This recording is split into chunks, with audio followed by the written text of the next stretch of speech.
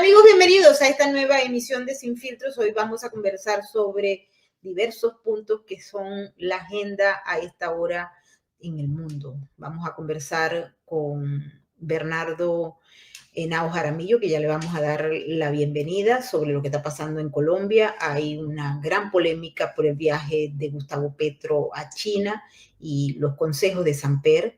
Eso tiene una profundidad enorme y creo que es muy grave, y los Estados Unidos han tomado tal vez algunas acciones, pero no todas las necesarias para evitar que Colombia vaya a salirse del eje occidental, como está planteado en algunos otros países. Esto es sumamente importante. Por supuesto, vamos a conversar sobre el nuevo Papa, León XIV. El nuevo Papa que estuvo, de hecho, en Venezuela, tiene una trayectoria enorme en Perú, e igualmente aquí en los Estados Unidos, en Chicago y en otros lugares, pero también en Italia era muy cercano al Papa Francisco, y de ellos pues, se deriva una serie de polémicas y de discusiones que vamos a conversar en el marco de todo lo que vamos a desarrollar aquí. También vamos a hablar sobre una noticia que nos sorprendió el día de hoy, y es que el presidente Javier Milei designó al Tren de Aragua, pero también a los mapuches, la organización, la RAM, como organizaciones terroristas. Esto también va a traer una gran discusión, pero como hay tanta información veteada, pues, y vamos a tratar de irnos de un punto a otro. Igualmente, los acuerdos que se firmaron en Rusia y que están llenos de opacidad, no muchos saben lo que hay allá adentro, porque el secretismo es sumamente importante en este tipo de negociaciones. Vamos a darle la bienvenida a Bernardo Henao para que empecemos por Colombia. ¿Qué les parece a ustedes? Saludos a todos los que están entrando a esta hora. Un abrazo, María Isabel Valencia. Mil gracias por estar con nosotros, y todos aquellos que se están uniendo a nuestro vivo. Bernardo Henao, muchas gracias por estar con nosotros y acompañarnos. Bienvenido. Hola, Maybor. Un gusto en saludarte. Un saludo especial a toda la audiencia. Y aquí estamos listos para avanzar en el programa. Así es, vamos a hablar sobre el viaje de Gustavo Petro. Ese es el primer punto que tocamos. Sí. El viaje de Gustavo Petro a el señor allá, a ver a Xi Jinping, a China. Cuéntanos. Aquí en Colombia se está desatando una gran polémica por esta situación que ha anunciado Petro de visitar a la China. Y obviamente pretende establecer relaciones comerciales aprovechándose de lo que se ha conocido como la ruta de la seda. Y ha tenido ¿cómo se llama? Un respaldo, llamémoslo, muy cuestionable, de un expresidente que aquí tiene una historia del pasado que pues, revivir, es de Ernesto Samper Pizarro. Entonces ahí, muy bien como lo colocas, viene a ponerse de presente como una oportunidad histórica para nuestro país. Y yo creo que no es una oportunidad histórica para nuestro país, es todo lo contrario. Y así se lo han dejado saber directivos gremiales que están en completa oposición a la realización de este viaje, por lo que pueda significar a futuro en las relaciones comerciales que tiene Colombia con los Estados Unidos. Nuestro gran aliado comercial y los intercambios que tenemos nosotros con Estados Unidos en cifras son bien grandes y se están exponiendo de esta manera como quiere hacer el presidente con China, entablar las relaciones. Si nosotros vamos a pensar como quizás no lo alcance a determinar la gente, yo pensaría cómo se exportarían las flores por la ruta de la seda, como están de pronto pensando, de Colombia en China. Armar un mercado como es el de las flores, que lleva años en Estados Unidos consolidado y que genera múltiples empleos allá y múltiples empleos acá, sería destruir por completo un trabajo de mucho tiempo, y por eso hay tanto malestar en esta situación. Lo propio acontece con el café. O sea, yo no creo, como se pueda estar pensando, que en China, en la ruta de la seda, se vaya a entablar que a futuro vayan a adquirir el café colombiano. No va a ser tan sencillo. Además, los productos perecederos, no todo puede pensarse que se van a transportar vía aérea, porque sería costosísimo los fletes y encarecerían bastante los productos. Muchos otros pues tienen que moverse por vía en barco, pero se dañarían en su tema, porque no hay sistemas propiamente de refrigeración que aguanten esas rutas tan largas. O sea, yo no sé en este momento lo que quiere buscar Ernesto Samper, pero yo me inclino más por aquella tesis que están queriendo es desestabilizar a Colombia y sembrar el caos.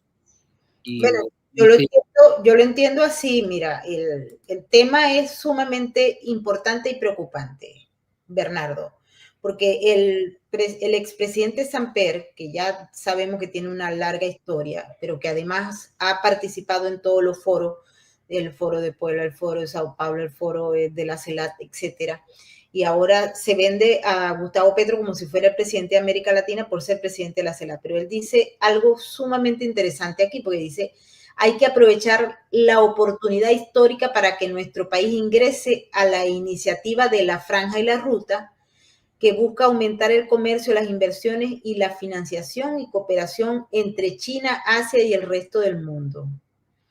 Lo que plantea también es una especie de reposicionamiento de Colombia en aquel mercado, que no me extrañaría que lo invitaran para los BRICS, porque ahí lo está diciendo, pero le plantea cosas sumamente importantes. Dice, Petro podría presentar una serie de iniciativas que le interesen a la región como presidente de la CELAC, como la diversificación de su comercio en momentos en que Estados Unidos cierra las puertas a nuestra economía y a nuestras exportaciones, cosa que no es así, y el avance de programas claves como la transición energética, una nueva arquitectura financiera que incorpore a los BRICS, al banco, en el desarrollo de obras de infraestructura como los ferrocarriles interoceánicos y aprovechar los avances de inteligencia artificial para las investigaciones científicas y lanzar una agenda latinoamericana de regulación de medicamentos que fue presentada en la última reunión de la CELAC en Honduras. Este tema es sumamente importante y te lo digo porque está planteado y hay unos, por eso te digo, hay unos acuerdos y los acuerdos están señalando que se va a tratar de bloquear en los países que ya tienen, que ya forman parte de la franja y la ruta, para bloquear, y lo que ha dicho el presidente o el Xi Jinping, el jefe del Partido Comunista y del régimen chino, es muy claro. No sé si a alguien se le ocurrió ver lo que él está diciendo, pero él está planteando no solamente el tema de Taiwán, que es preocupante y no lo vamos a discutir el día de hoy, pero sí bloquear, porque él no tiene la más mínima intención de llegar a un acuerdo, al menos desde el punto de vista narrativo, con Estados Unidos, muy a pesar de la reunión en Suiza de representantes chinos con representantes de los Estados Unidos. Es el poner de manifiesto que Colombia se sale de Occidente, como hizo Venezuela, y se va para los BRICS, para aquel lado de la economía. Es radical el planteamiento. Bastante radical y bastante perjudicial. Y ahí usted lo nota en el primer trino o en el X que saca Samper, se ve la molestia que tiene él, porque la ANDI, que es el gremio representativo del sector industrial en Colombia, y ANALDES, que es el gremio de los sectores exportadores de Colombia, se oponen por completo al viaje del presidente. Y es que la representatividad nuestra, y acá son más sectores que están en desacuerdo con ese tema, es toda. Y aquí el sector empresarial está unido y está pidiéndole al gobierno de los Estados Unidos que no avance en este tema, eventualmente de llegar a dificultar las relaciones comerciales con ellos. Nosotros aquí tenemos es que buscar cómo aguantamos este chapuzón de este señor, a ver si lo sacamos en el 26, pero nosotros no podemos permitir que se vaya a perder el aliado más grande que tenemos nosotros en muchos temas y particularmente en el tema comercial, porque sería para nosotros una hecatombe y una destrucción de nuestra economía. También preocupa, y de hecho se ha discutido, el hecho de que Colombia entraría a ese grupo y China podría trabajar, podría enviar todos los precursores del fentanilo, que es la lucha que se mantiene en estos momentos con Estados Unidos. Te pregunto, Bernardo, y en el ánimo de entender más la posición, ¿cuándo es que está abierto el viaje de Petro? Y lo tienen que aprobar el Congreso, él se puede mover y ir a donde le dé la gana y puede firmar lo que le dé la gana en China, o tiene que pasar primero por el Congreso. Lo que pasa es que hay muchos asuntos que obligan obviamente a pedir la autorización del correspondiente, en este caso el viaje de salida. Él tiene que dejar conocer que va a viajar, precisar las fechas y saber quién va a estar encargado de los asuntos acá en Colombia mientras él viaja.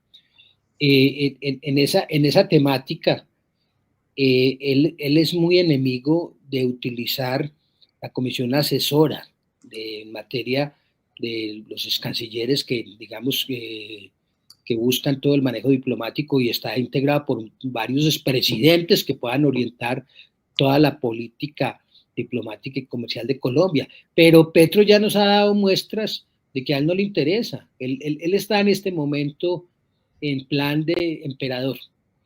¿Y por qué lo digo? Porque es que él fue muy claro en el discurso del 1 de mayo hacia dónde se dirige.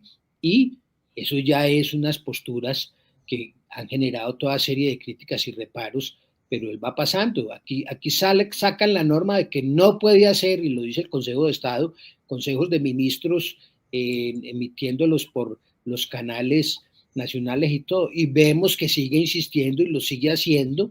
Y lo extraño de ello es que a veces la oposición no aprovecha para replicar, pero él va pasando mucho y él en el pasado ha hecho derogaciones y ha hecho actuaciones que indiscutiblemente dejan conocer ese sabor de emperador y ya casi que raya en una dictadura porque lo quiere aprobar él. Nosotros vemos todo lo que ahora se empeñó con la política petrolera, por ejemplo, y acá ya está en plan de que se tiene que migrar la estructura de que Ecopetrol no siga más en la explotación futura de combustibles fósiles, que es lo que le da su solidez, a pasarla a que busque relevarse hacia otras energías limpias y que quiere llegar allá como si una compañía de esta envergadura la pudiera tratar de esa manera. Obviamente él lo hace porque está siguiendo la ruta de PDVSA. La ruta de PDVSA. ¿Aló? La ruta de PDVSA, ¿me escuchas? Estás mudo. Sí, la ruta de PDVSA la está siguiendo y lo que pasó en Venezuela pues fue la destrucción de la gran compañía que ustedes tuvieron y Ecopetrol pues obviamente está perdiendo utilidades, está perdiendo participación en la bolsa y desde luego ha llegado a perder negocios por la intromisión de él. Es que al presidente se le olvida que Ecopetrol tiene un organismo corporativo que la dirige y él no le interesa y le da la orden a Arroa, al presidente que huelga entre su campaña, de no acepten determinados negocios que se habían hecho, por ejemplo, en Estados Unidos, que hicieron en el pasado que se retiraran dos importantes integrantes de la junta directiva. Eso es una imposición. Él podrá ser el presidente de los colombianos, pero no es el presidente de la corporación Ecopetrol. Pero parece el emperador. También ¿cuándo es que es exactamente el viaje que tiene previsto para China? Ay, yo no alcancé a mirar, pero yo creo que ya están estos días, porque ellos estaban allá al otro lado en Rusia y ya van para China. Déjame ahorita reviso y te concreto cuándo está saliendo para este viaje, que por supuesto está generando escozor acá en Colombia por lo que está ocurriendo con el sector empresarial, pero aquí la constante de él desde que asumió la postura presidencial es atacar la empresa privada. Nos sorprendió también el tuit que puso Petro sobre el Papa, el nuevo Papa, ¿no? Dice así, él le mandó un mensaje al Papa Francisco, dice, volviste a ganar, Francisco, muy bien. La humanidad te agradece, estés donde estés, allá en la luz, 2 horas atrás. ¿Qué está diciendo con eso? Le pregunto a la gente que está con nosotros en el super chat, ¿qué le está diciendo Gustavo Petro al Papa Francisco, que ya se murió, y hay ahora uno nuevo que ya vamos a hablar de él? ¿Qué ustedes creen que es ese mensaje? ¿Es porque se parece mucho al Papa Francisco? ¿Va a seguir la misma política? Ya vamos a discutir sobre eso, pero quisiera escuchar sus opiniones. Adelante, Bernardo. En esa lectura que estás haciendo ahí, obviamente lo que está dejando saber él es que el Papa que se acaba de escoger hoy en la mañana y que tomó el nombre de León XIV. León XIV, Roberto Francis Prevost. Sí, pero él ya es por León XIV. León XIV. Entonces ya él, al hacer este registro, pues le está dando a entender a todos los que van a leer este mensaje, es de que Francisco logró a través de esta persona que lo apoyó mucho en el Perú y lo apoyó mucho en la actividad que hizo en Estados Unidos, lograr que se dé continuidad al tema de su trabajo y de su agenda. Yo particularmente creo que hay que conocer muy bien y pronto una nueva intervención, porque la de hoy que hizo fue muy corta, fue un saludo grande, lo hizo en varios idiomas, pero creo que hay que conocer muy bien por qué escogió llamarse León XIV, porque es que León XIII fue en el pasado un gran papa que hizo una encíclica muy clave que defendió muchos factores que nos interesan a nosotros desde el punto de vista de la empresa privada, pero la gente lo está mirando ahora, este mensaje, como más de ese apoyo a alguien que está más cerca de la causa, incluso comunista o al lado de la pobreza. Yo creo que este papa tiene que equilibrar las cargas y va a tener muchas dificultades porque también ya están empezando a salir reparos de muchas cosas que están cuestionando si fue o no acertado el nombramiento. Sí, el Papa Prevost tiene una larga trayectoria y vamos a ver qué es lo que opera aquí, Bernardo, porque sin duda alguna no sé si me oyes, Bernardo. Sí, sí te oigo. Sí, el tema interesantísimo aquí es el hecho de que pues se da una continuidad del Papa Francisco y hay muchas cosas que empezaron a salir que han desconcertado. Sin embargo, mucha gente dice que el nuevo Papa, el Papa León XIV, es un hombre conciliador, es un hombre que se puede hacer las cosas, ya lo vamos a tratar en profundidad porque creo que vale la pena. Sin embargo, esto que hace Gustavo Petro siempre busca generar polémica, porque también es una estrategia, Bernardo, de mantenerse en los titulares, él necesita mantenerse en los titulares. Y Petro, no se le olvide que fue a visitar varias veces a el Papa Francisco, y en el pasado el Papa Francisco escuchó a muchos líderes de la izquierda radical y líderes de gobiernos que obviamente muchas personas se preguntan por qué tuvo eso y que llegaron inclusive en los sectores conservadores de la Iglesia Católica a mirarlo como el Papa comunista. Como el Papa comunista, pero hemos tenido nosotros discusiones sobre eso. Hay algunos tuits del Papa que nos han llamado la atención, están en las redes, pero a millón. Pero repito, vamos a tocar ese tema en breve. Concluimos con Colombia porque tenemos que pasar a otro punto que es sumamente importante, Bernardo. Y es que se están firmando una serie de acuerdos en Rusia y la preocupación de las personas que están todavía en Venezuela es alta, al igual que China. ¿Por qué? Porque se hizo una presentación el día de hoy, porque fue el día de ayer allá por las horas de diferencia. China renovó unos acuerdos que se mantienen opacos, ellos decidieron no decirle de qué se trataba, y al decir que no se trata de lo que uno puede pensar, dice sin embargo que eso es el fortalecimiento de una alianza que ya ellos habían firmado antes de la guerra de Ucrania, que se llamó una alianza contra Occidente. Y de ahí en adelante, en el año 22 hacia acá, hemos visto cómo se ha fortalecido, cómo han estado entrelazados no solamente Rusia y China, sino también Rusia e Irán, y China también entra al eje Corea del Norte, todos estos países, incluyendo a Turquía y por supuesto los de Venezuela, el régimen de Venezuela con los acuerdos de Venezuela, los acuerdos de Cuba y obviamente Nicaragua. Deja mucho que pensar y particularmente el discurso de Xi o las declaraciones de Xi, donde él plantea que van a avanzar en una corrida muy grande, porque el mundo va a ser multipolar y va a ser como ellos dicen que es y no como en el fondo era y está cambiando, porque esto también hay que atenderlo así.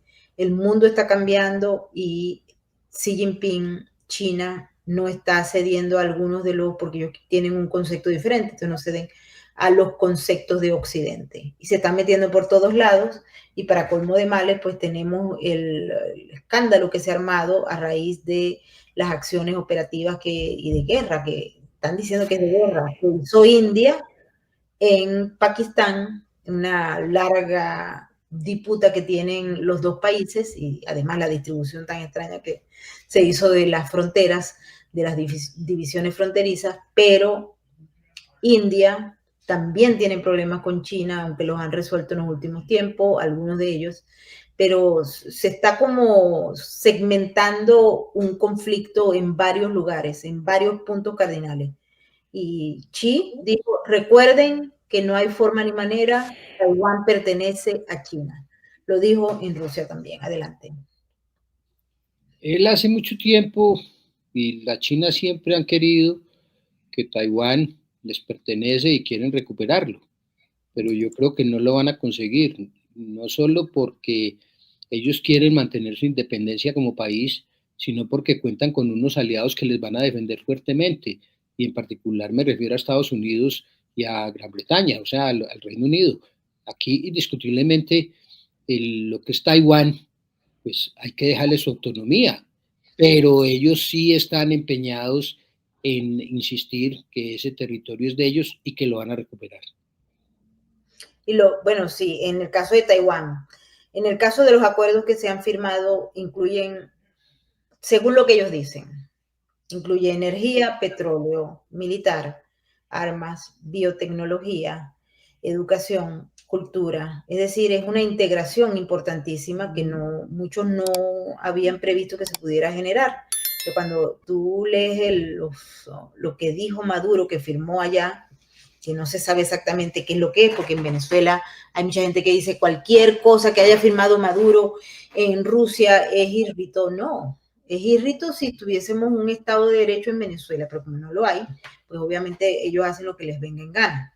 Y esos acuerdos incluyen también el petróleo, el gas, los minerales, como conversamos, pero hay otros más. Se está hablando de la biotecnología, se está hablando de la nanotecnología, y se está hablando de la creación o ampliación, porque ya eso existe en Bolivia también, de la generación de medicamentos a través de la tecnología rusa. También está esto, no sé cómo va en Argentina, pero creo que ellos habían desarrollado unos acuerdos bastante importantes con Rusia antes de que llegara el señor Javier Milei a la presidencia. Pero yo lo que siento, y no sé, no he profundizado y quisiera hacerlo, yo siento que la economía de los Estados Unidos es tan sólida y la participación en el Producto Interno Bruto para cada uno de los ciudadanos frente a lo que pueda ocurrir en Rusia, lo que pueda ocurrir en China, es distante. O sea, yo creo que hay mucha diferencia para que se vaya a dar una circunstancia de quererlos enfrentar de esta manera. Están buscando esa unidad para generar una reacción, pero yo lo que más bien la lectura que le daría es el gran temor que tiene en este momento China de lo que le está pasando con Estados Unidos en la guerra de los aranceles. Y creo que hay otros países que están queriendo entrar en este escenario de una manera directa para apoyar a los Estados Unidos. O sea, la India creo que tiene más necesidad actual de formalizar sus relaciones con Estados Unidos más y avanzar en el tema comercial que lo que sería propiamente Rusia y China. A mí indiscutiblemente me parece que Estados Unidos, con lo que está haciendo Trump y en la forma como lo está expresando, a pesar de pronto de las manifestaciones que pueda decir Elon Musk de los riesgos que tiene la economía americana, yo sí siento que la economía en Estados Unidos es de una fortaleza inmensa y creo que va a tener un crecimiento bastante interesante en el futuro corto. El futuro corto, por cierto, que hoy en Rusia, en Moscú, se reunió Nicolás Maduro con Díaz Canel también, que está allá, o sea, para colmo, ¿no? No podían estar fuera del cuadro. Hicieron una proclama de unión, de apoyo legítimo. Lo cierto es que ya no tienen el dinero suficiente como para que el régimen venezolano mantenga el régimen cubano. De allí los movimientos que se estén dando, porque hay nuevas acciones que se prometen desde los Estados Unidos para Cuba y también para Venezuela. Eso ha sido una discusión que se ha dado. Hay mucha gente que, repito, está especulando, está buscando like, pero sí hay un planteamiento claro y la Casa Blanca lo ha dicho, el secretario de Estado lo ha dicho, que están cometiendo una serie de operaciones y de acciones desde la OFAC, desde el Departamento de Justicia, etcétera, para lograr una máxima presión contra el régimen y secarle los bolsillos. Sin embargo, en paralelo a lo que dice Marco Rubio y lo que dicen los voceros principales de la Casa Blanca en relación a Venezuela, pero también a Cuba, está el hecho de que se está avanzando, y esto escúchenlo bien, porque se está avanzando claramente para designar al Cartel de los Soles como una organización terrorista. ¿Y eso qué significa? Porque hay mucha gente que dice, ajá, que es una organización criminal o una organización terrorista, pues el uso de los instrumentos de los Estados Unidos, del Estado norteamericano, desde el punto de vista jurídico y desde el punto de vista militar, para tomar acciones diferentes que no se pueden tomar si no está designado como una organización terrorista. Muy probablemente nos vayan a sorprender en los próximos días con esta designación y les explico por qué. En la Casa Blanca ya había determinado y hay una orden ejecutiva del 15 de marzo de este año en la que se señala directamente al Cartel de los Soles, a Nicolás Maduro, al régimen de Maduro, incluyen a uno que está preso, pero que ejerció un rol fundamental allí, con la línea directa de las acciones que se están tomando contra Estados Unidos. Desde la época de Barack Obama, Venezuela fue designada como una amenaza contra los Estados Unidos, una amenaza a la seguridad nacional. Cada vez que se renueva esa designación, Maduro pega un grito, Diosdado pega un grito y los otros le acompañan. Petro también ha hablado de esto, por cierto, ¿no? Porque dice que son acciones que se toman de manera unilateral y él no está de acuerdo con eso. Pero en los próximos días vamos a ver nuevos desenvolvimientos. Obvio, aquí en Estados Unidos todas las acciones o buena parte de las acciones que toma el gobierno la paran los jueces de distrito que son demócratas, eso lo hemos conversado con Eric en múltiples oportunidades, y eso lo que hace es ganar mucho más tiempo para que esto llegue a la Corte Suprema de Justicia, que no sabemos cuándo va a decidir alrededor del tema del Tren de Aragua. Lo que sí es cierto es que el Tren de Aragua, en estos momentos han salido más personas, inclusive menores de edad, que han conformado bandas en las ciudades demócratas, gobernadas por demócratas, pero aquí mismo en la ciudad de Nueva York, que son pequeñas organizaciones que están vinculadas, según las autoridades, al Tren de Aragua. Aquí tenemos ahora la banda Los Diablitos de la 42, que fueron los que golpearon a los policías en el Times Square y están haciendo arraso. Ellos cometen una gran cantidad de delitos y ahora es cuando la policía establece que esas bandas también están vinculadas al Tren de Aragua.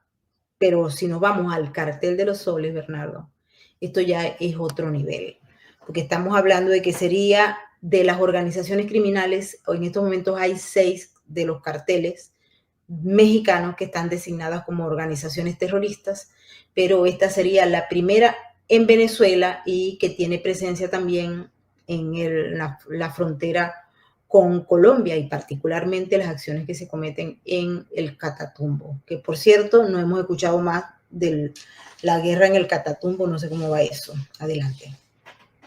Yo sí aplaudiría que el gobierno Trump decrete cuanto antes como organización terrorista el Cartel de los Soles.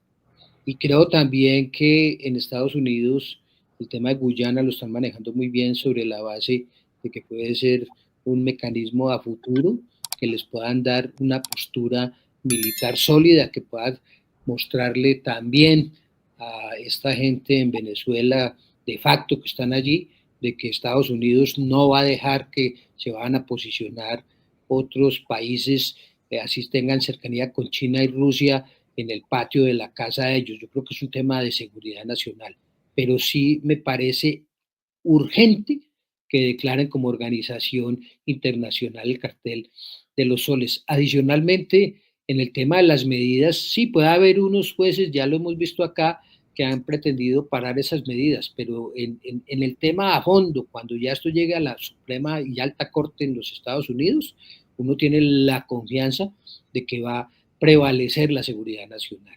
Y hay muchos instrumentos que se van a jugar y siempre el instrumento más efectivo para no pensar en confrontaciones es sacarlos del país. A todos aquellos venezolanos que están con el régimen, que están en los Estados Unidos, pues que los saquen de su país. O sea, ¿por qué con todo lo que le atacan y todos siempre quieren estar allá y gozar en el poder? Yo creo que allí se puede hacer una tarea bien interesante. Y segundo, perseguirle los dineros. O sea, no solo en Estados Unidos, hay que perseguírselos en Europa. Y es que es impresionante cómo este cartel y cómo esta organización en Venezuela arruinó un país. Es que yo nunca había visto una circunstancia que unos pocos llegaran al extremo de ruina como hicieron con Venezuela. Es que Venezuela era una economía bollante, grandísima, era admirable. Las veces que yo estuve ayer era impresionante cómo uno admiraba ese país y verlo hoy en día con todas esas emigrantes que han salido y con todo lo que le ha pasado. Es inconcebible que están comiendo casi desde la basura. Eso no tiene perdón. Y eso indiscutiblemente yo creo que se va a restablecer persiguiéndole los capitales, confiscándole los capitales y desatándoles una guerra donde le duele siempre a los narcotraficantes el bolsillo. Sí, pero la asociación estratégica que hay con otros carteles, aquí preguntan, vergonzoso lo que está sucediendo en Colombia, Bernardo, ¿qué pasó? Bernardo se nos escapó. Bernardo se nos escapó, te están haciendo una pregunta, que es que ¿cómo está el tema del Catatumbo? Ya hay como dos gobiernos allí en el Catatumbo, según Maduro, está todo controlado por ellos, pero... El Catatumbo es una región demasiado sensible, demasiado delicada y hoy en día de dominio absoluto narcotraficante, porque es que allí son de las tierras privilegiadas para sembrar la matacoca y desde luego en las situaciones que se dice que quieren preservar y cautivar todas estas medidas que el gobierno quiso hacer, pues no han sido muy efectivas. El dominio territorial de estas gentes sigue allí por completo. La presencia nuestra con las fuerzas militares ha sido más bien escasa. Lo que se quiso hacer con Maduro y todo fue confuso y era una fuerza binacional. Más bien había una preocupación mayor de que nos pudieran tomar parte de nuestro territorio en aquellas normas pasadas que tiene Venezuela, que siempre ha querido pretender algún territorio colombiano. Pero lo cierto y lo evidente es que la zona del Catatumbo sigue convulsionada, ha salido mucha gente y se fueron unos hacia Arauca, otros emigraron hacia otro lado, pero sigue siendo una zona muy intranquila.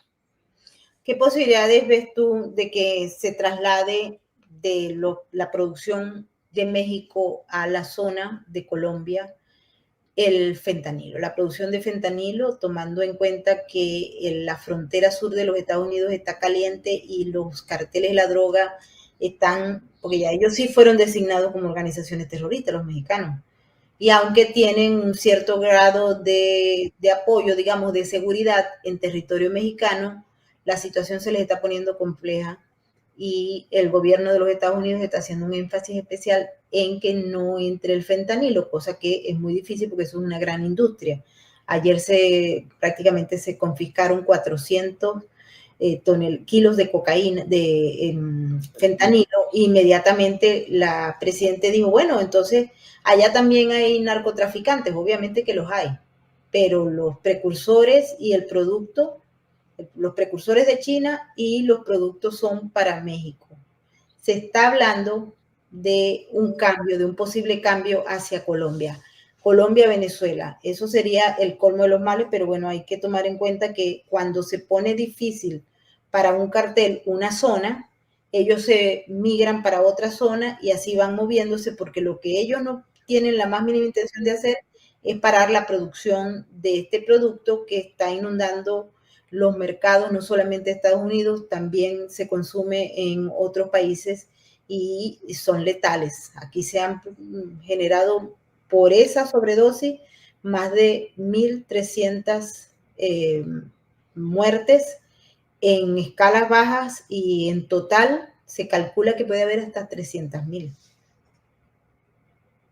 Esa es una droga muy brava y las posibilidades de que se trasladen hacia Colombia son altísimas. Nosotros aquí en el Chocó, por ejemplo, hoy en día tenemos más dominio de los carteles mexicanos que de los propios colombianos. O sea, allí ya está tomado por esos carteles. Entonces aquí las posibilidades de que ellos puedan tener de venir a refugiarse y a producir acá en fentanilo son altas. ¿Y qué posibilidades existen hasta el momento con la última visita de un representante del gobierno de Estados Unidos para que haya acuerdos y no se llegue a la desertificación, que es lo que tampoco mucha gente dice? Bueno, si se da la desertificación también es otro asunto, tiene sus pros y sus contras. La posibilidad que seamos desertificados es muy alta. O sea, yo he tenido discusiones con personas que de alguna u otra manera han estado allí cercanas, pero cada vez ven que las posturas que tiene Petro y las situaciones que se están dando en lo que tiene que ver con la producción nuestra de cocaína, por ejemplo, y los estándares no se ha logrado reducir. Y es algo que en lo que es la aspersión aérea, pues nunca se quiso y ahora se quiere hacer una aspersión manual, pero eso no llega a buscar los resultados que se quieran. Entonces, yo sí siento que con el altibajo que tiene el presidente Petro con Trump en un momento determinado y buscando a veces la provocación de romper relaciones, sí siento que en un momento determinado con estos temas de ese intercambio y de si se quedó o no sin visa. Yo creo que se quedó sin visa, es un paso que ya va dando definitivamente. Se quedó sin visa, por fin, se quedó sin visa. Se quedó sin visa, entonces, y él mismo le anticipó que estaba en eso. Entonces, en esos temas, nosotros sí tenemos una probabilidad alta que nos desertifiquen. Aquí tenemos que buscar la sociedad civil, los empresarios y todo, que no nos van a desertificar para poder mantener bien la economía nuestra, porque llegar a desertificar los ingresos que recibe Colombia automáticamente en los Estados Unidos se pierden. No, y es que hemos visto las declaraciones de Samper, el tuit donde dice, bueno, no podemos ni siquiera por lo de los aranceles, porque nos quitaron la plata de la USAID, porque esto, porque no nos ayudan con esto, y nos están prácticamente, dice que nos están acosando, ¿no? A los colombianos, digo. Es increíble, ¿no? Porque anteriormente no habíamos visto tanto desparpajo, pero hoy en día creo que forma parte del quehacer de la política colombiana. Lo que sí observamos, y lo hemos conversado en otras oportunidades, Bernardo, es que la oposición yo no la veo fuerte e integrada para atacar a esto que está generándose en Colombia. Lo que pasa es que en Colombia, como adelantaron tanto la agenda, llamémosla así, electoral, y pusieron al frente a Petro a entrar en una actividad que la sabe desarrollar muy bien. Él sabe moverse como candidato, llamémoslo así, en temas electorales, pero no sabe moverse como gobernante. Pero él sí se mueve como candidato y se aprovecha de esas circunstancias.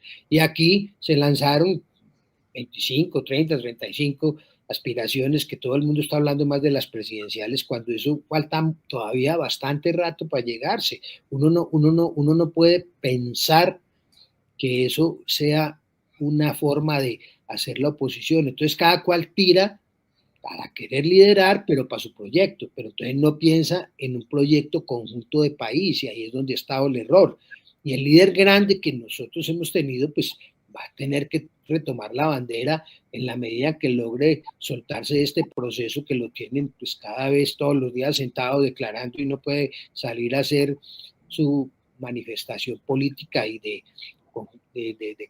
conglomerar a la gente, porque es que aquí el verdadero líder hasta ahora, y lo siguen viendo, es el presidente Uribe. De resto, hay algunos que otros líderes, pero no están surgiendo. Mire, el caso de Vargas Lleras, por ejemplo, que estaba subiendo en las encuestas, parece ser que tiene circunstancias de orden personal médicas que le han dejado que no pueda volver a escribir la columna.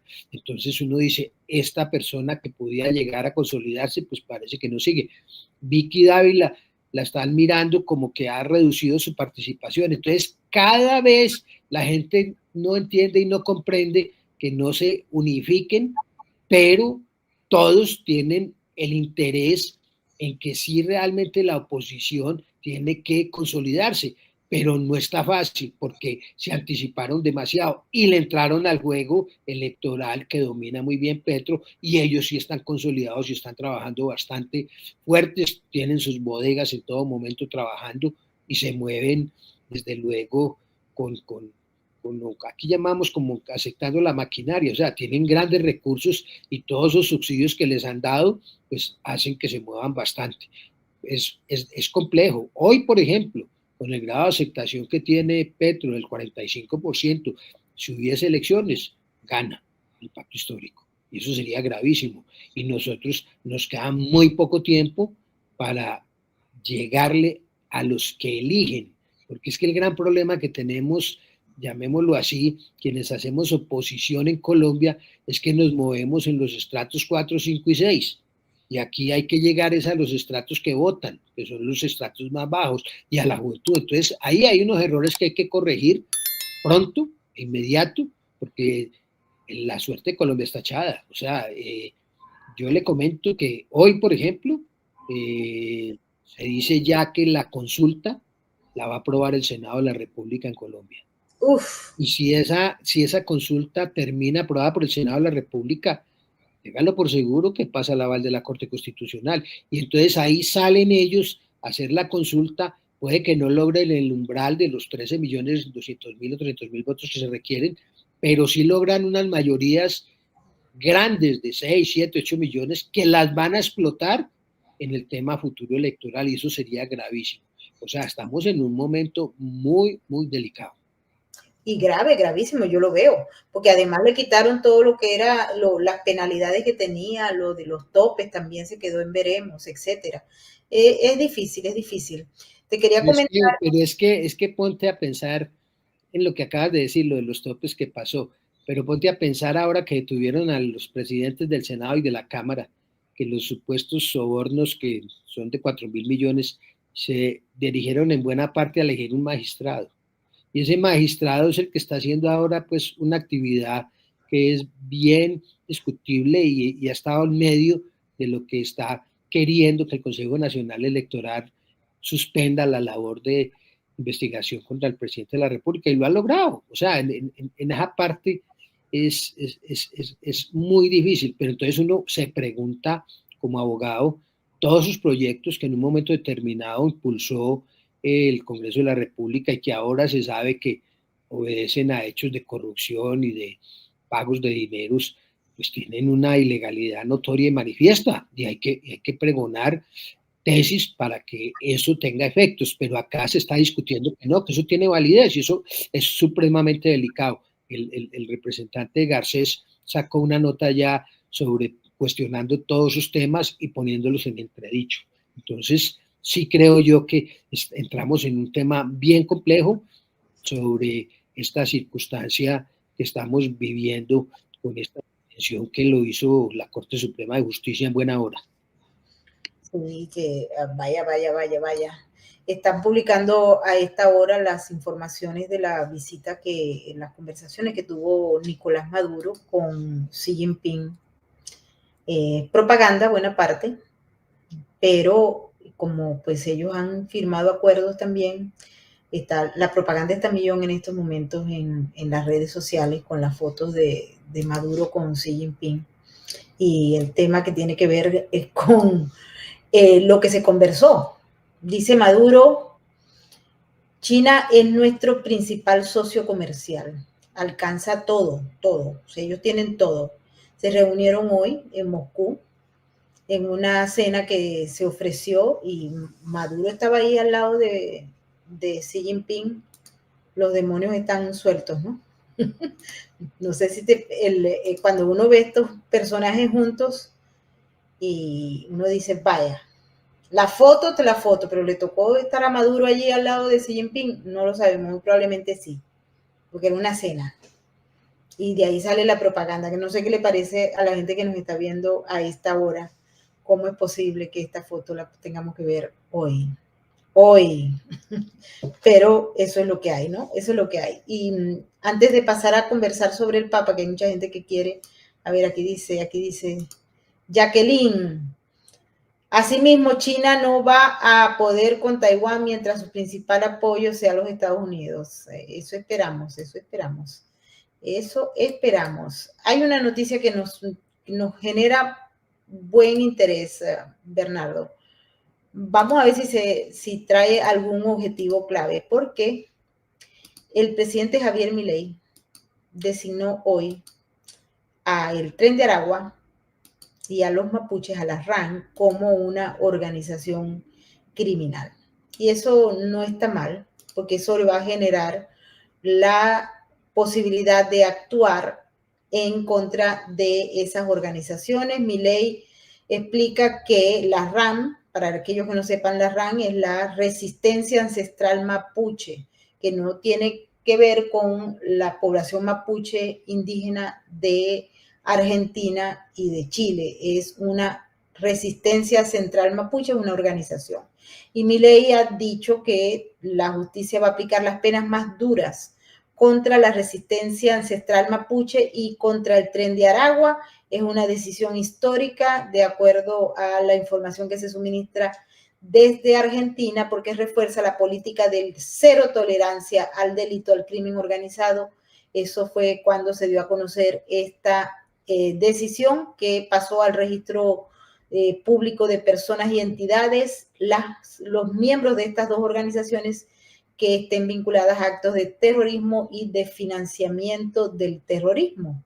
Una decisión que no se había tomado, tengo entendido que la gente de Chile la estaba tratando de tomar porque allá en Chile la RAN ha cometido delitos importantes, no se ha logrado gran avance, pero bueno, esto a lo mejor ayuda, ¿no, Bernardo? El hecho de que el mismo presidente Milei lo haya dado a conocer el día de hoy. Eso ya es obrando en sintonía como lo está propiciando Trump. Y de esta manera el Tren de Aragua cada vez tienen que declararlo más como organización terrorista, lo mismo que con la resistencia ancestral mapuche, es la arranque que acabas de explicar. Y es muy bueno que se proceda de esa manera porque eso va a dotar de instrumentos a futuro también internacionales para combatir todos estos grupos terroristas. Bueno, y ahora sí nos vamos para el Papa, porque la gente quiere saber del Papa, quieren discutir quién es el Papa. Hay mucha gente que nos ha comentado, Andrea me dijo que quería entrar hoy con nosotros, y él estaba envuelto en todo ese paquete que hay en estos momentos en Roma. Me dice que era difícil porque el tráfico era increíble y ellos están de un lado y tenían que atravesar para el otro, ¿no? Pero él estuvo allí en la plaza, estuvimos conversando durante el tiempo que se produjo. A ellos les llamó mucho la atención que se tomara la decisión ya hoy, que por lo general no es tan rápido, pero se tomó hoy. Y se tomó hoy, entonces empezó los rumores que ya eran en Roma, me lo estaba comentando Andrea, sobre lo que ya estaba como una decisión tomada o una decisión empujada. ¿Por qué? Porque este nuevo papa, el León XIV, era muy, muy cercano a Francisco y ya hemos visto lo que ha salido. Por ejemplo, ese papa estuvo en Venezuela, ¿ok? Y dio un mensaje que a mucha gente le gustó, ¿ok? Un mensaje directo a Venezuela, cuando no era papa, obviamente, era un cura. Él ha desarrollado una parte de su carrera en Perú Y de allí de Perú han salido también muchas cosas que obviamente llaman la atención. ¿Cuál de las cosas llama la atención?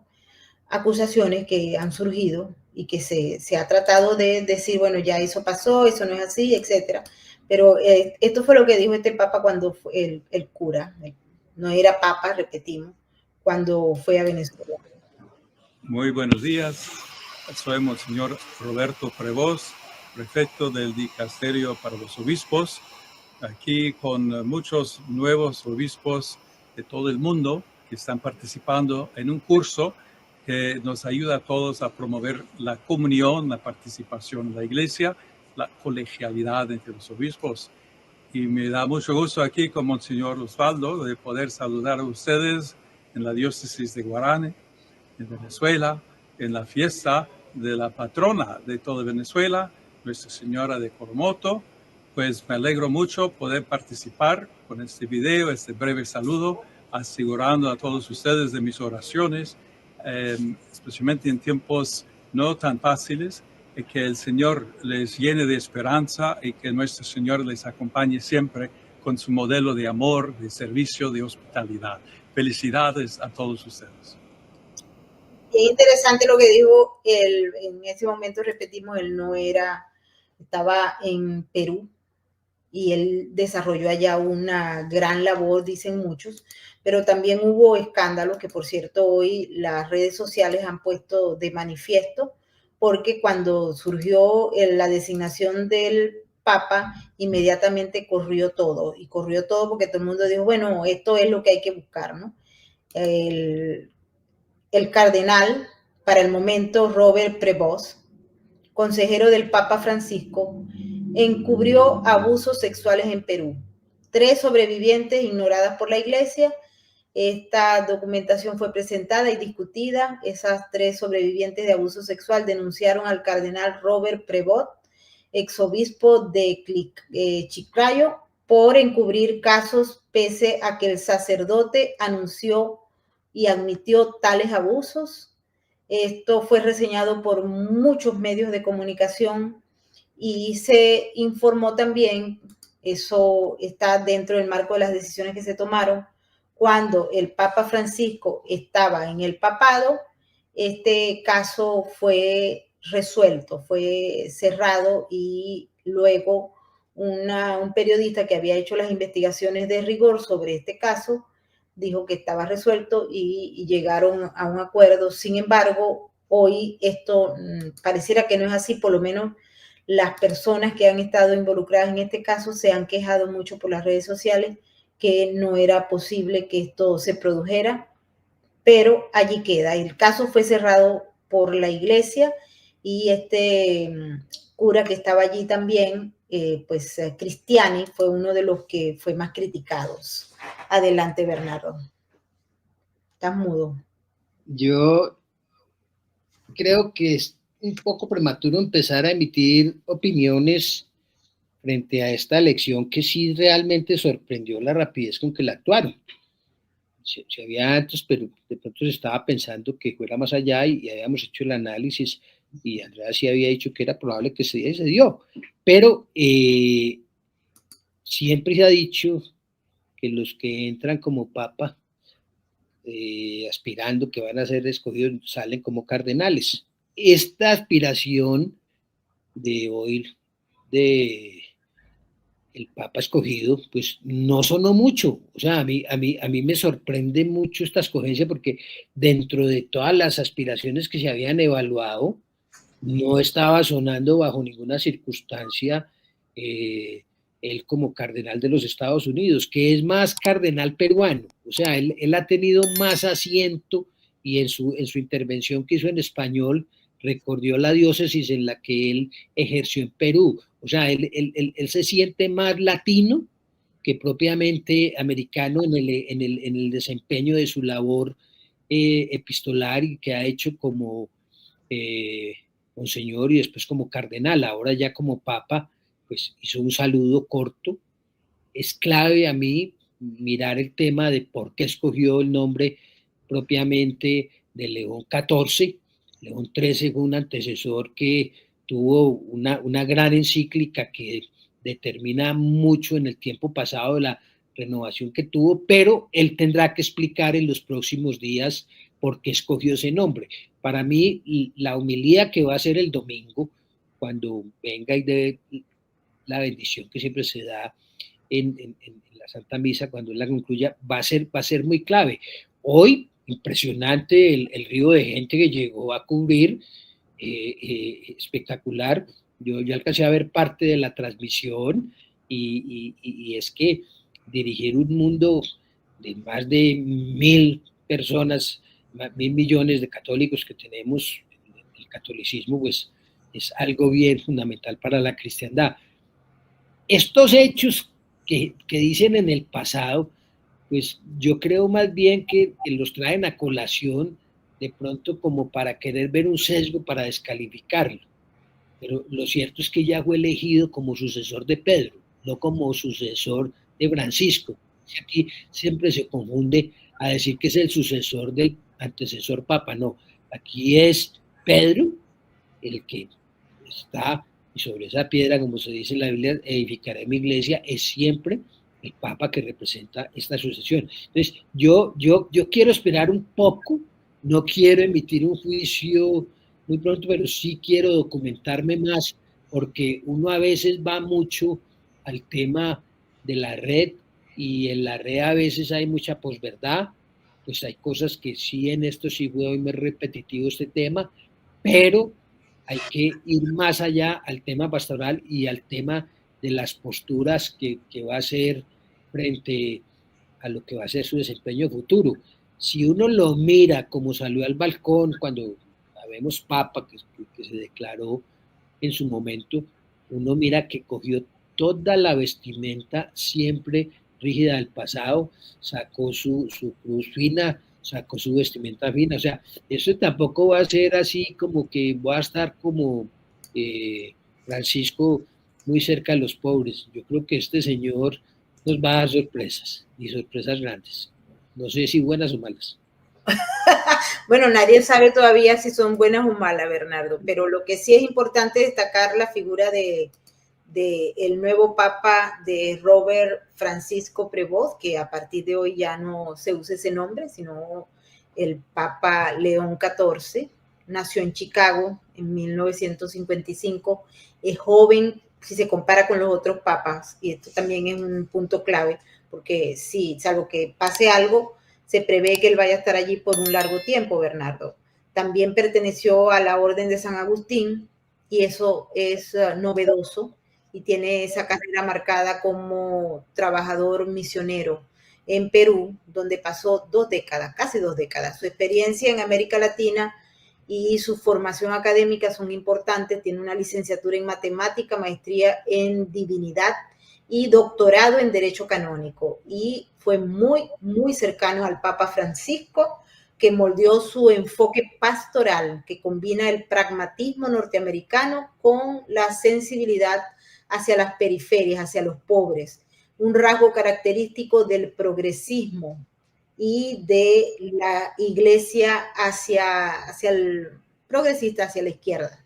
Su nombramiento en el 2023 como prefecto de dicasterio de los obispos fue un cargo clave para que él se acercara no solamente al Vaticano, sino también que tuviera relación con todos los obispos a nivel mundial. Eso fue en el 2023.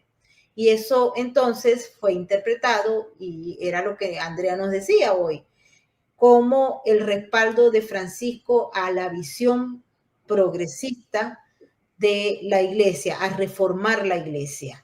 La gente que toca los temas de todo lo que han sido las profecías de la Biblia, etcétera, está hablando mucho hoy de esto y se especula mucho sobre este asunto, pero creo que hay que tomarlo con el conocimiento. Por ejemplo, lo que él hizo, su trabajo en Chulucanas y en Chiclayo, empezó desde 1985 hasta el 2015, bastante tiempo.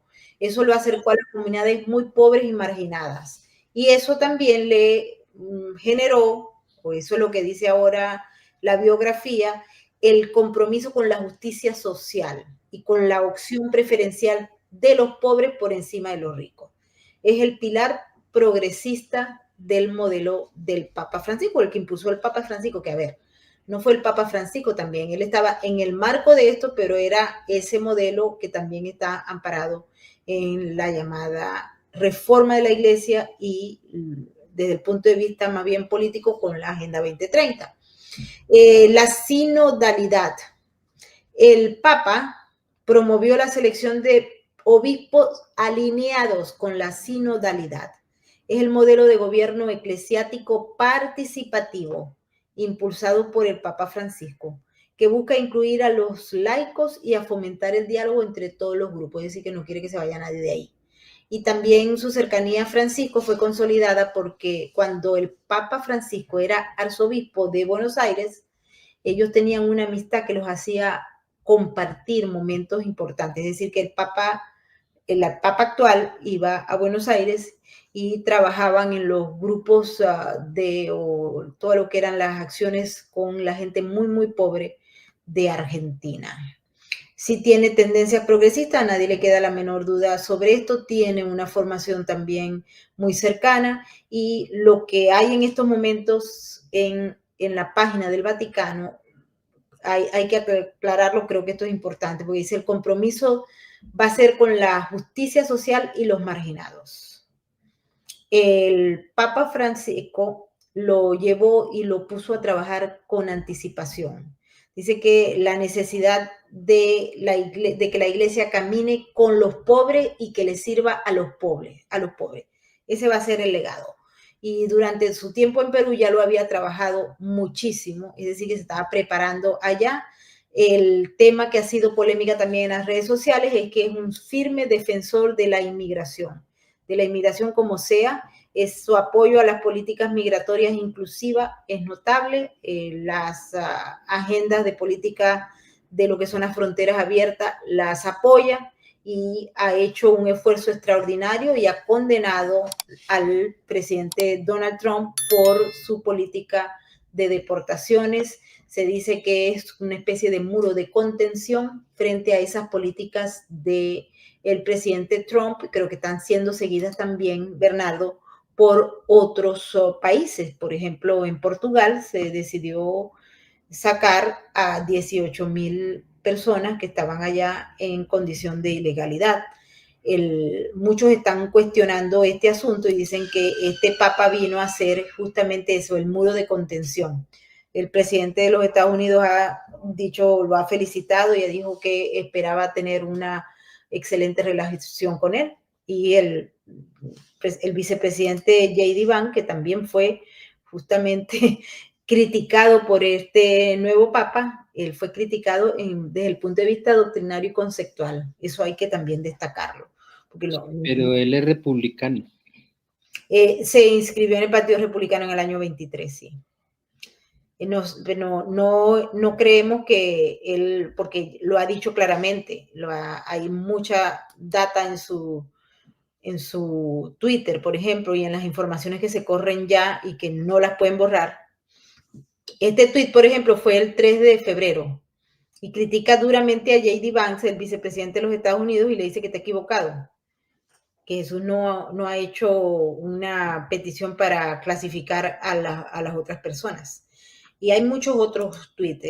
Hoy la gente gozó porque él le dio retweet, por ejemplo, a este que dice los hombres malos. Era crítica de Trump al racismo. Eso fue en el año 2017 y era porque en ese momento se estaba discutiendo los DACA, que es un programa que le ha permitido a los hijos de los inmigrantes ilegales quedarse aquí pero sin estatus.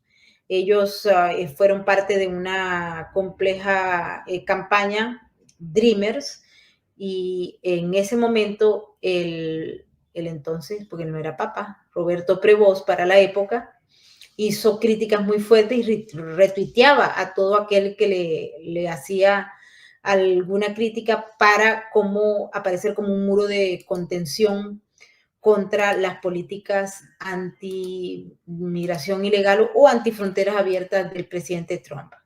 También hizo gala de su apoyo, por ejemplo, a George Floyd. Eso también está allí. hacía unos, o sea, retuiteaba unas cosas bien interesantes porque pues uno no sabe por qué fue que las hizo, ¿no? Pero aquí retuiteó esta que decía, de Rocco Palmo, dice, Trump y Bukele, y eso fue el 14 de abril de este año, están haciendo el uso para las deportaciones de un salvadoreño. Eso ya lo hemos discutido muchas veces aquí, pero llama la atención el hecho de que esto aparezca dentro de lo que retuiteaba el Papa hace menos de un mes. Eso fue hace menos de un mes. Y no parece como que una cosa muy... Aquí nos están diciendo, sí, el Papa es woke, por supuesto que es woke. Pero hubo una posición de él, Bernardo, que vale la pena también tocarla, ¿no? Él habló sobre la... A ver, ¿dónde es que estaba? Sí, aquí está. Él ha promovido la sinodalidad como el concepto principal de la iglesia, que debe ser inclusiva. De hecho, su tesis doctoral sobre el rol del prior local en la Orden de San Agustín ya empezaba a mostrar los intereses sobre los modelos de gobierno participativos e inclusivos, que comparten la misma visión que tenía Francisco al respecto y por eso estaban tan cercanos. Son posiciones absolutamente progresistas que contrastan con las estructuras jerárquicas tradicionales de la Iglesia, con lo cual pues se advierte que va a haber muchos cambios o que van a seguir los cambios que inició Francisco en la Iglesia. Hay unos temas morales que son extremadamente controvertidos, que no fueron tocados en la discusión abierta cuando se estaba planteando. Este hombre era uno de los favoritos, aunque no era el más favorito, el más publicitado. Pero el tema que tuvo que ver con la homosexualidad, el aborto o la ideología de género, que eran muy cercanas a Francisco. Este hombre tiene un trabajo, pero eso fue del 2012, donde justamente se señala esto. En materia litúrgica también va a proponer los cambios que siguen adaptándose a las nuevas formas de la Iglesia Católica, que no representan a la Iglesia tradicional. Y en el tiempo que estuvo como dicasterio de los obispos, jugó un rol fundamental para renovar a la Iglesia y mostrarle a la gente que podían ir en el concepto de pobreza y de participación directa. Hay una publicación en X donde dice que él tiene una postura un poco más conservadora en relación al matrimonio homosexual, pero como ya va a seguir la línea de Francisco, pues creo que eso ya lo tenía medianamente claro en la Iglesia Católica en los últimos tiempos. Y otro tema que ha llamado mucho la atención es su posición sobre los políticos que son extremadamente conservadores, a los cuales se les ha señalado aquellos que están en contra de la política en contra de la política de fronteras abiertas, ¿no? El puente entre los dos mundos podría ser este Papa. La eficacia organizativa estadounidense y la sensibilidad latinoamericana lo posicionan como el modelo para este momento de crisis y de caos que está viviendo el mundo y en el que la Iglesia Católica no, si bien no ha perdido miles de seguidores, ha perdido seguidores. Bernardo. La Iglesia sí ha perdido seguidores, pero desde luego los ha perdido también por unas posturas que se han dado en cercanía a otros grupos cristianos que han buscado recoger católicos por estar en desacuerdo con algunas políticas que pudo haber tenido el Papa Francisco. En el tema de lo del Papa Francisco, lo que tuvo que ver con los grupos al margen, digamos, de la izquierda radical, el encuentro con Maduro, el encuentro con Lula, el encuentro con Fidel Castro y todo eso, le llevaron a mucha gente a desmotivarse y a apartarse. Y por supuesto, muchas manifestaciones que tuvieron que ver con todo lo que tenía que ver con el tema de género, con el homosexualismo, pues a mucha gente no le gustaba ni le sigue gustando esa clase de posiciones conservadoras. Pero lo cierto es que el mundo ha cambiado bastante, pero la doctrina en que se fundamenta la Iglesia Católica y todo ese tema, pues ha tenido variaciones, piden más, pero yo no creo que se vayan a dar muchas reformas a futuro para hacer una iglesia más incluyente de personas que en un momento determinado no son de recibo en la circunstancia de su propia forma, como es, por ejemplo, el caso de los divorciados y la comunión en los divorciados. Es un tema que lo vienen estudiando y no han logrado resolverlo a fondo porque no hay consensos, y entonces allí se discuten muchas circunstancias de si son normas de la iglesia o qué las inspira como tal para hacer esa exclusión. Entonces hay muchos temas complejos. Yo creo que él va a tener una tarea importante. Enfatizar lo de los pobres, pues yo creo que uno en la vida tiene que entender que así como hay pobres, hay también ricos, y esto no va a dejar de cambiar para que dejen de existir los pobres o para que sean menos los ricos. No, la superación se da y es algo que en un momento dado, pues la pobreza muchas veces puede obedecer a muchos factores propios de las mismas personas que la padecen, y habrá otros que sean de las circunstancias, pero el mundo ha evolucionado en los últimos años a buscar siempre que haya subsidios de muchos países o que las economías estáticas vengan y sostengan a las personas en un momento dado.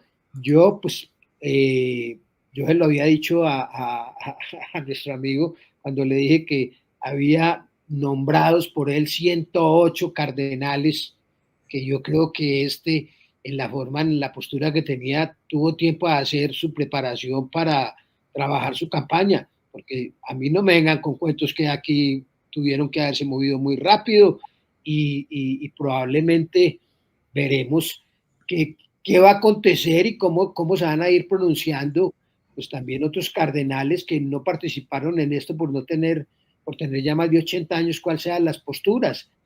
En el punto nuestro, digamos, a lo que nosotros los católicos que creemos y que nos gustó mucho la forma de manejar la doctrina católica, estar siempre más con Ratzinger que estar con Francisco o eventualmente ahora con León XIV, pero yo digo que, y insisto que es prematuro empezar a mirar, hay que ver cómo se va a dar el tema, y la iglesia nuestra tiene que crecer y tiene que actualizarse en muchos escenarios que ya veremos qué acontezca, pero no quiero ir más allá porque primero no soy experto, soy católico simplemente.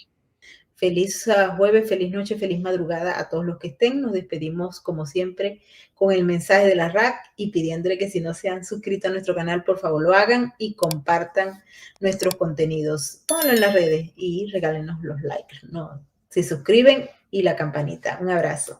Su mirada no conoce de estadísticas.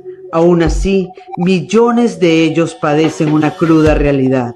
Su lealtad es inquebrantable, aunque no haya nadie con quien compartirla. La diferencia la haces tú. Adopta, esteriliza, colabora. Red de Apoyo Canino.